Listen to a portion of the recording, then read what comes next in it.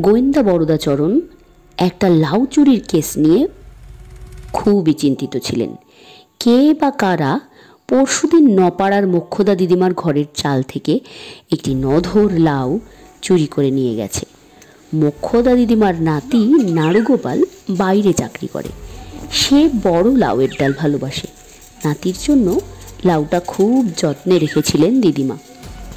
আজকালের মধ্যেই নাড়ুগোপালের আসার কথা, কিন্তু এর মধ্যেই পরশুদিন লাউটা চুরি গেছে। দিদিমা কেঁদে কেটে এসে পড়লেন বরদাচরণের কাছে। ও বাবা বড়দা, আমার লাউটা উদ্ধার করে এনে দাও। সেই থেকে বরদাচরণের ঘুম নেই, খাওয়া নেই। সঙ্গে অ্যাসিস্ট্যান্ট আর কুকুর নিয়ে সারাদিন আতস কাজ হাতে করে মোক্ষদা দিদিমার সারা বাড়ি, ঘরের চাল, পাড়া প্রতিবেশীদের আনাজ কানাজ তন্ন তন্ন করে ক্লু খুঁজছেন। তারপর বাড়ি থেকে এসে সারা দিন বসে ভেবেছেন, কাগজ কলমে কি যেন লিখেছেন, আর মাঝে মাঝে না হচ্ছে না গোছের কথা বলেছেন আপন মনে। বরদাচরণের বয়স 30-32 হবে। বাড়িতে বুড়িমা আছেন, আর আছে তার অ্যাসিস্ট্যান্ট ভাগ্নে চাক্কু, আর পোষা নেড়ি কুকুর ডঙ্কি। বরদাচরণ কিছু মোটা সোটা মানুষ, নন বৈঠক করা শরীর। ভাগ্নে চাক্কু রোগা হলেও জুডো জানে। ডঙ্কি খুবই ভালো ঘেউ ঘেউ করতে পারে। চাক্কু এসে বারবার খোঁজ করে যাচ্ছে, মামা কিছু পেলে নাকি? বড়দা খুবই অন্যমনস্কভাবে বললেন, বোটা দেখে তো মনে হয় লাউটা বেশ বড় সড়ই ছিল। চাক্কু বলল, তা ছিল। লাউটা বোটা কেটে নেওয়া হয়নি, মুচড়ে ছিঁড়ে নেওয়া হয়েছে। ঠিক ধরেছ। টিনের চালের ওপর একটা বড় লাউকে মুচড়ে বোটা ছিঁড়ে নেওয়া হলো, অথচ কোনো শব্দ হয়নি। মোক্ষদা দিদিমার ছেঁড়া মশারির মধ্যে প্রচুর মশা ঢুকে পড়েছিল বলে দিদিমার সে রাতে ভালো ঘুম হয়নি। শব্দ হলো আর দিদিমা টের পেল না। শব্দ হলে তো টের পাওয়ার কথা। চাক্কু চিন্তিতভাবে বলে, সেটা তুমি ঠিকই বলেছ মামা, তবে মোক্ষদা দিদিমা আবার কানে একটু খাটো কি না? এই সময় বাইরে ডঙ্কি ঘেউ ঘেউ করে উঠল। কে একজন চেঁচিয়ে বলল, কুকুর সামলান। চাক্কু ছুট্টে বাইরে গেল। একটু বাদে একজন বেশ ভালো চেহারার লোক ঘরে ঢুকেই বললেন, বরদাবাবু, একটা মার্ডার কেস আছে। বরদাচরণ গম্ভীরভাবে তাকে বসতে বলে কেসের ডায়েরি খাতাটা টেনে নিয়ে কলম বাগিয়ে বললেন, ডিটেলসটা বলুন। আমার পোষা কাকাতুয়াটাকে আজ সকালে তার দাঁড় থেকে মৃত অবস্থায় ঝুলে থাকতে দেখা গেছে। বরদাচরণ ভ্রু কুঁচকে বললেন, এটা যে অস্বাভাবিক মৃত্যু তা কি করে বুঝলেন? খুব স্বাভাবিকভাবে, ভদ্রলোক উদ্ভ্রান্ত মুখে বললেন। পাখিটার প্রতি আমার প্রতিবেশী রামচন্দ্রের অনেক দিনের লোভ। সে প্রায়ই বলতো, অম্বুজাক্ষ, তোমার কাকাতুয়াটা বড় চমৎকার, ভারী ভালো হরির নাম করে হে। তখন থেকেই ওর মতলব আমার ভালো ঠেকেনি। আজ সকালে পাখিটাকে ঝুলতে দেখে আমি দাঁড়ে রাখা জল আর পাখির খাবার পরীক্ষা করি। আমার মনে হচ্ছে জলে বা খাবারে বিষ মেশানো আছে। বরদাচরণ ডায়েরি বন্ধ করে উঠলেন। পিস্তলটা ড্রয়ার থেকে বের করে পকেটে ভরলেন। আতস কাঁচ, দড়ি, ক্যামেরা এবং কি ভেবে টেপ রেকর্ডারটাও সঙ্গে নিলেন। চাক্কু এবং ডঙ্কিকেও তৈরি হতে বললেন। তারপর ভদ্রলোকের দিকে চেয়ে বললেন, অম্বুজাক্ষবাবু, কেসটা অত সরল নাও হতে পারে। রামচন্দ্রবাবুর যেমন মোটিভ থাকতে পারে, আবার কাকাতুয়াটা সুইসাইডও করতে পারে, কিংবা এর পেছনে হয়তো আরও অনেক গভীর চক্রান্ত হয়েছে। বেরোবার সময় বরদাচরণের মা ডেকে বললেন, বরদা, দুটি পান্তা ভাত খেয়ে যাবি না? কে শোনে কার কথা? বরদাচরণ বেরিয়ে পড়লেন। অম্বুজাক্ষবাবুর বাড়িটা বেশ বড়। পেছনে একটা ঢাকা দরদালানে অনেকগুলো খাঁচা, আর দাঁড়ে বিস্তর পাখি চেঁচামেচি করছে। বরদাচরণ কাকাতুয়ার দাঁড়টা ভালো করে দেখলেন। পাখিটার পায়ে বাঁধা শিকলি তখনও ঝুলছিল। দাঁড়ের দুদিকে দুটি বাটিতে জল আর কাবলি ছোলা। একটা ছোলা তুলে নিয়ে পিছনের উঠোনে ছুঁড়ে দিলেন বরদাচরণ। একটা কাক সঙ্গে সঙ্গে নেমে এসে সেটা খেয়ে ফেলল। কিছুক্ষণ বরদাচরণ কাকটাকে লক্ষ্য করলেন। না, কাকটা মরল না। তার মানে ছোলায় বিষ নেই। জল থেকে খানিকটা ড্রপারে তুলে নিয়ে বরদাচরণ এদিক ওদিক তাকিয়ে অম্বুজাক্ষবাবুদের পোষা কাবলি বেড়ালিটাকে একটা কাঠের বাক্সের ওপর বসে থাকতে দেখে এগিয়ে গিয়ে আচমকা খপ করে চেপে ধরলেন বেড়ালটাকে। অম্বুজাক্ষবাবু হাঁ হাঁ করে এগিয়ে এসে বাধা দেওয়ার আগেই বরদাচরণ বেড়ালটাকে অদ্ভুত কৌশলে হাঁ করিয়ে ড্রপারের জল তার মুখগহ্বরে ফেলে দিলেন।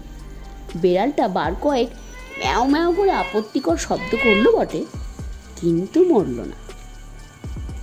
বরদাচরণ গম্ভীরভাবে বললেন,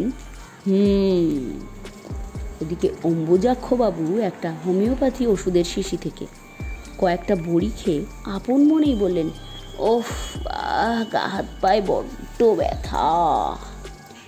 ওদিকে চাক্কু ডঙ্কির বকলেস ধরে বাড়ির চারদিক ঘুরে ঘুরে ক্লু খুঁজছিল। হঠাৎ সে দৌড়ে এসে বরদাচরণের কানে কানে বলে গেল, লাউয়ের খোসা, রামচন্দ্রবাবুর পিছন দিকে লাউয়ের খোসা পড়ে আছে মামা। বরদাচরণ বিদ্যুৎ বেগে উঠে পড়লেন। বুড়ো মানুষ রামচন্দ্রবাবু ঘরে বসে রামায়ণ পড়ছিলেন। বরদাচরণকে দেখে যেন একটু চমকে উঠে বললেন, আরে আসুন আসুন বরদাবাবু, বিখ্যাত লোকদের দেখা পাওয়া এক মস্ত সৌভাগ্য। বরদাচরণ বসলেন। স্থির চোখে কিছুক্ষণ রামচন্দ্রবাবুকে স্টাডি করে দেখতে লাগলেন। রামচন্দ্রবাবু রামায়ণ বন্ধ করে বললেন, ভাবছিলাম আজই আপনার কাছে একবার যাব। আমার উঠোনের নারকেল গাছ থেকে কাল রাতে ছটা নারকেল কে বা কারা যেন চুরি করে নিয়ে গেছে। খুবই রহস্যময় ব্যাপার। বাইরে থেকে কারো পক্ষে উঠোনে আসা খুবই শক্ত। তবে বলে রামচন্দ্র খুব ইঙ্গিতপূর্ণভাবে চুপ করে গেলেন। বরদাচরণ ডায়েরিতে কেসটা লিখে নিতে নিতে বললেন, কিচ্ছু গোপন করবেন না রামচন্দ্রবাবু। রামচন্দ্রবাবু লাজে হাসি হেসে বললেন, না না, গোপন করে লাভ নেই। আপনার চোখকে কি ফাঁকি দেওয়া সম্ভব? বলেই ফেলি, কি বলুন? বলে গলাটা নিচু করে বললেন, পাশের বাড়ির অম্বুজিটা মহা নারকেল খোর, তু বেলা নারকেল খায়, বড়া করে খাচ্ছে, নাড়ু বানিয়ে খাচ্ছে, মুড়ি দিয়ে খাচ্ছে। অমন নারকেল খেতে আমি কাউকে দেখিনি। প্রায় সময় আমাকে বলে, রামচন্দ্রবাবু, আপনার গাছের বিস্তর নারকেল হয়েছে দেখছি। আমার সন্দেহ কাল রাতে। বরদাচরণ খুবই গম্ভীর হয়ে গেলেন। একটু আগেই তিনি অম্বুজাক্ষবাবুকে গায়ে ব্যথার জন্য হোমিওপ্যাথিক ওষুধ খেতে দেখেছেন। গায়ে ব্যথা তো হবেই, এই বয়সে যদি অত উঁচু নারকেল গাছে কেউ ওঠে তবে গায়ে ব্যথা হওয়াই তো স্বাভাবিক। কিন্তু খুঁজে পেতেও অম্বুজাক্ষবাবুর বাড়িতে নারকেল বা নারকেলের ছোবড়া পাওয়া গেল না। এটাও বেশ রহস্যজনক, কারণ নারকেল খাওয়া যার নেশা, তার বাড়িতে নারকেলের চিহ্নও খুঁজে না পাওয়াটা খুবই অস্বাভাবিক। কিন্তু রামচন্দ্রবাবুর বাড়ির পিছনে চাক্কুর কথা মতো লাউয়ের খোসা ঠিকই পাওয়া গেল, পরিষ্কার ক্লু। কিন্তু বরদাচরণ চট করে কিছু করেন না, অপরাধীকে সময় দেন। তাকে যে সন্দেহ করা হচ্ছে তার টেরও পেতে দেন না। মোক্ষদা দিদিমাকে লাউয়ের ব্যাপারে আরও কয়েকটা প্রশ্ন করবেন বরদাচরণ, আর সেই জন্যেই তিনি ভর দুপুরবেলা দিদিমার বাড়িতে এলেন। প্রশ্নগুলো এই রকম, আচ্ছা বলুন তো দিদিমা, লাউয়ের রঙটা কীরকম ছিল? গাঢ় সবুজ না সাদাটে? আর লাউয়ের গায়ের এক জায়গায় কি একটা পোকার গর্ত ছিল। মোটার কাছে এক জায়গায় একটা নখের দাগ বসানো পাওয়া গেছে।